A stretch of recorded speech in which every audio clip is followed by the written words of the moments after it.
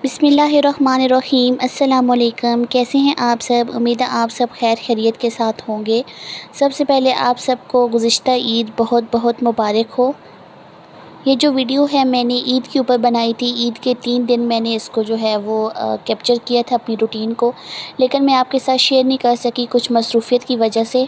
आज टाइम लगा है तो सोचा आपके साथ शेयर कर दूं कि मैंने ईद कैसी गुजारी, ईद के तीनों दिन मेरी क्या रूटीन रही।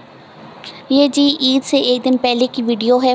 ईद से एक दिन पहले यहाँ पर मैं ईद वाले दिन के लिए चिकन ब्रोस्ट बनाना था, तो उसकी मैं यहाँ पे प्रिपरेशन कर रही थी।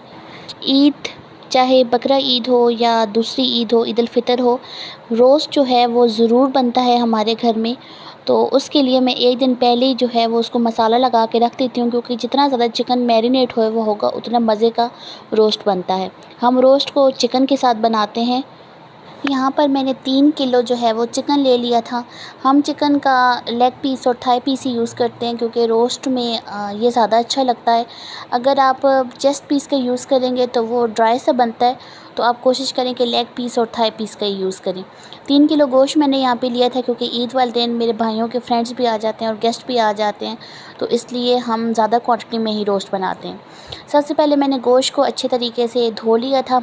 उसके बाद उसको छलनी में रख दिया था। जब उसका पानी निकल गया था तो उसके ऊपर गहरे कट्स लगा लिए थे। उसके बाद एक पतीले के अंदर 1 गिलास जितना पानी शामिल किया था और चिकन को उसके अंदर डाल के आपने 10 मिनट के लिए बॉईल कर लेना है। चिकन जब गल जाएगा और पानी भी काफ़ी हद तक रिड्यूस हो जाएगा, तो आपने चिकन को किसी खुले बर्तन के अंदर निकाल लेना है। जब वो थोड़ा सा ठंडा हो जाएगा तो आपने इसके अंदर, मैंने यहाँ पे हाफ़ कप के जितना नींबू का रस इसके अंदर डाला था और हाफ़ कप से थोड़ा सा कम मैंने इसके अंदर सिरका डाला था। वैसे तो अगर लेमन जूस आपके पास ज़्यादा हो तो आप वही यूज़ कर सकते हैं, लेकिन अभी मैंने जो नींबू लिए थे उनके अंदर बहुत कम क्वांटिटी में उनका जूस निकला था, इसलिए मैंने सफ़ेद सिरके का साथ में यूज़ कर लिया था। मैं यहाँ पर शान का ब्रोस्ट मसाला यूज़ करती हूँ। तो 3 केजी मेरे पास चिकन था, तो मैंने 2 ब्रोस्ट मसाला के पैकेट यूज़ किए थे। वो इसके ऊपर लगा के आपने अच्छे तरीके से मिक्स कर लेना है, और उसके बाद आपने इसके ऊपर कोई भी क्लिनिक रैप वगैरह लगा के या किसी बर्तन के अंदर आपने डाल के इसको आपने फ्रिज में रख देना है। ये ईद से एक दिन पहले मैंने काम किया था, क्योंकि जितना ज़्यादा चिकन मैरिनेट होया हुआ होगा इतना ही अच्छा आपका रोस्ट बन के तैयार होगा। ये काम आपने ईद से एक दिन पहले करना है। ये है जी मगरिब के बाद का टाइम। ये भी ईद से एक दिन पहले ही है। अब मैं बना के रख रही थी मीठा। मैं यहाँ पर दूध वाली सेवइयाँ बना रही थी। रंगदार सेवइयाँ हम बनाते हैं, लबी शीरी आप इसको कह लें, वो हम बना के रख देते हैं ताकि जो है वो सुबह तक ये ठंडी हो जाए। फिर इसके अंदर क्रीम वगैरह मिक्स कर लेते हैं। इसकी डिटेल्ड रेसिपी जो है वो मेरे चैनल के ऊपर मौजूद है, आप वहाँ से जाके चेक कर सकते हैं। एक मीठा मैंने रात को ही बना के रख दिया था। दूसरा सुबह जो है वो मैंने ईद वाले दिन बनाया था। ईद वाला जो दिन था उस दिन मुझे बहुत जल्दी जाग आ गई थी टेंशन की वजह से कि आज बहुत सारा काम करना है। तो काफ़ी जल्दी मैं जाग गई थी, लेकिन जब 4:30 बजे थे तब मैं किचन में आ गई थी और आके मैंने अपना काम स्टार्ट कर दिया था। क्योंकि हमारे घर में ये रूटीन है कि जब ईद की नमाज़ पढ़ के घर के मर्द हज़रात आते हैं तो खाना सब रेडी होना चाहिए, आके वो खाते हैं। उसके बाद सारा दिन हमारे घर में इतना कुछ ख़ास बनता नहीं है, लेकिन सुबह के टाइम हर चीज़ रेडी होनी चाहिए। तो यहाँ 4:30 बजे मैं किचन में आ गई थी और सबसे पहले मैंने यहाँ पर खीर चढ़ाई थी। दूध जो है उसको बॉयल करके, हमारे यहाँ लजीज़ा खीर मिक्स ईद वाले दिन बनती है और वो मिनटों में तैयार हो जाती है। तो मैंने कहा सबसे पहले मैं उसको बना लूँ, ताकि जब वो रूम टेम्परेचर के ऊपर आ जाए तो फिर मैं उसको फ्रिज में रख दूँ। यहाँ पर खीर साथ साथ रेडी हो रही थी। साथ ही मैंने चावलों को जो है वो भिगो के रख दिया था। मैं यहाँ पर 2.5 किलो जो है वो चावल बना रही थी, ताकि वो गेस्ट वगैरह आ जाएं तो सबको सही पूरे हो जाएं। चिकन पुलाव मैं बना रही थी। खीर जहाँ पर बन गई थी, इसको मैंने ठंडा होने के लिए रख दिया था। यहाँ पर साथ में मैं चावलों की तैयारी कर रही थी। वैसे तो ईद से एक दिन पहले जो रात को ही हमारे यहाँ प्याज वगैरह मैं छील के रख देती हूँ या लहसुन छील के रख देती हूँ, लेकिन इस दफ़ा मसरूफ़ियत की वजह से और गर्मी भी बहुत ही थक गई थी, तो मैंने कहा चलें सुबह ही सारा काम अपना कर लूँगी। यहाँ पर मैंने चिकन पुलाव के लिए प्याज वगैरह काटे, लहसुन छीले, टमाटर वगैरह काट के मैंने पुलाव बनाना स्टार्ट कर दिया। क्योंकि कटिंग करने में काफ़ी ज़्यादा टाइम लगता है, क्योंकि ज़्यादा क्वांटिटी के अंदर चावल बन रहे होते हैं। यहाँ पर मैंने तमाम चीज़ें जो है वो कटिंग करके रख ली थी। खीर भी जो है हमारी रूम टेम्परेचर के ऊपर आ गई थी। मैंने इसको बाउल के अंदर शिफ्ट कर दिया था और फिर इसको फ्रिज में ठंडा होने के लिए रख दिया था। हमेशा की तरह बकरा ईद जो होती है वो बहुत ज़्यादा बिज़ी गुज़रती है, क्योंकि इसमें कुर्बानी का भी होता है।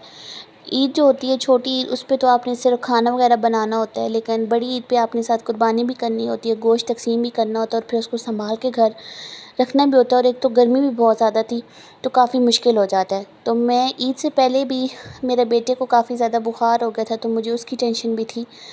तो ईद जो है वो बहुत बिज़ी भी गुज़री है और टेंशन में गुज़री है। लेकिन अल्लाह का शुक्र है कि ईद पे वो ठीक हो गया था, उससे पहले एक दिन उसको बहुत तेज़ बुखार था। यहाँ पर चावल जो हैं वो बनने वाले थे, उनको मैंने दम लगा दिया था, तो साथ ही मैंने कहा कि मैं रोस्ट जो मैरिनेट करके रखा हुआ है उसको फ्राई भी कर लूँ, ताकि काम जो है वो जल्दी ख़त्म हो जाए, क्योंकि सब ईद की नमाज़ पढ़ के आने वाले ही थे। मैं कब 4:30 बजे मैंने स्टार्ट किया था और तकरीबन मुझे 7 बज गए थे, 7:30, और उस टाइम तक मैं अभी खाना बना रही थी। रोस्ट की जो है वो कंप्लीट रेसिपी भी मेरे चैनल के ऊपर मौजूद है। यहाँ पर चावलों को मैंने दम लगा दिया था और साथ ही रोस्ट में बना रही थी। गर्मी बहुत थी, मैं थक भी बहुत ज़्यादा चुकी थी।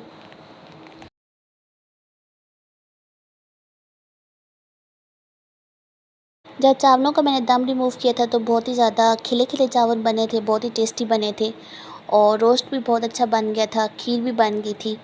ईद वाले दिन आपने रूटीन से थोड़ा ज़्यादा खाना बनाना होता है, तो एक डर सा होता है कि सब चीज़ें अच्छी तरह बन जाएँ, क्योंकि मेहमान वगैरह ने भी आना होता है, लेकिन हर चीज़ सही बन गई थी। ईद की नमाज़ पढ़ने के बाद फ़ौरन कसाई ने भी आ जाना था, इसलिए मुझे थोड़ी-सी जल्दी थी कि सारा खाना पहले बन जाए ताकि फिर कुर्बानी हो सके। कुर्बानी के बाद तो इतनी ज़्यादा मसरूफ़ियत थी कि मैं कोई भी क्लिप जो है वो कैप्चर नहीं कर सकी। सारा गोश्त कैसे तक़सीम किया, जो फ्रीज़ करके रखा है उसकी मैंने थोड़ी-सी वीडियो बना ली है, कैसे फ्रिज में अंदर हमने पैकेट बना के रख दिए थे। खाना वगैरह खाने के बाद, बनाने के बाद मैंने अपने बेटे को रेडी किया था, उसकी पिक्स वगैरह ली थी। यहाँ पे जो है वो ईद का दूसरे दिन मैं आपके साथ उसकी रूटीन शेयर कर रही हूँ, क्योंकि पहला दिन बहुत ज़्यादा इसके बाद मसरूफ़ गुज़रा था। हमने कलेजी वगैरह बनाई थी, उसकी मैं कोई क्लिप शूट नहीं कर सकी क्योंकि बहुत ज़्यादा थक गई थी। ये ईद का दूसरा दिन है। आज मैंने सोचा कि मैं शनवारी कढ़ाई बनाती हूँ। ये मैंने फ़र्स्ट टाइम ट्राई की है और ये बहुत ही टेस्टी बनी थी। तो मैं आज शनवारी इसकी कढ़ाई बना रेसिपी रही भी थी मैं आपके दूसरा दिन साथ खाने के लिए। जल्द ही शेयर करूँगी। मैंने इसकी वीडियो बना के रखी हुई है, वो मैं अपलोड कर दूँगी। वैसे मैं थोड़ा डिफरेंट मेथड के साथ मटन कढ़ाई वगैरह बनाती हूँ। इस दफ़ा मैंने न्यू मेथड से बनाई थी और ये वाक़ई बहुत ही टेस्टी बन के तैयार हुई थी।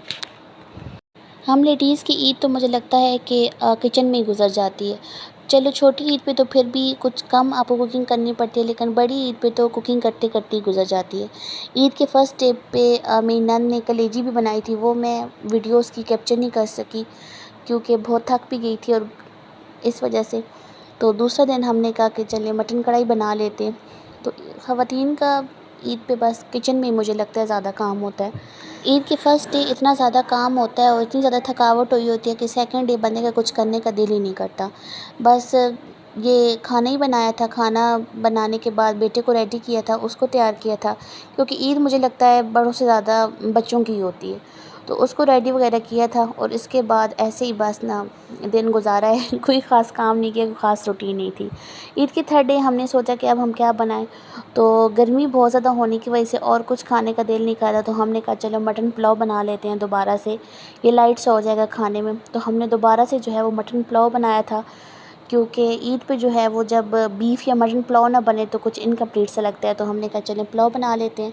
ईद के थर्ड डे हमने दोबारा से पुलाव बनाया था।